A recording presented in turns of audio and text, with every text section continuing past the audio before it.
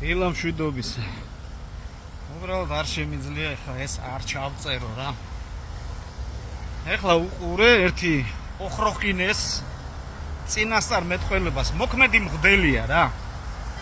თან ესეთი რუსული აქცენტით ვიწინასწარ მეტყველა რომ თურმე ეხლა დაარტყავენ ევროპას რაკეტებით დაარტყავენ აი ესე მერე თურმე დაიშლება ევროკავშირი, დაიშლება ნატო.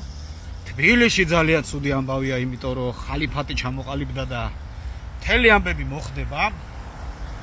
და ეს ოხროხინე ყავთ სამღვდელო ხარისხში და ახალგაზრდების დამცველი მღვდელი მღვდელს შეუჩერეს მღვდლობა. იმ კაცს შეუჩერეს, ვინც გამოდის და ეუბნება რომ ნუ ლეწავთ ბავშვებს და ეს სრულწინასწარ მეტყველი პირდაპირ რომ არღვევს ქრისტეს მოძღვრებას, რომ არავინ არ იცის რა იქნება და როგორ იქნება, მეც არ ვიცი, არამედ მხოლოდ მამამ. ის ყავთ სამღვდელო ხარისხში. რატომ? იმიტომ რომ აი ეს ნახირი, ვისაც ესე ბრმად ჯერა აი ამ ოხროხინეების ამხედრონ თავისუფლების და ქრისტეს წინააღმდეგ. აი ეს არის დღევანდელი რეალობა. კარგად გძანდებოდეს.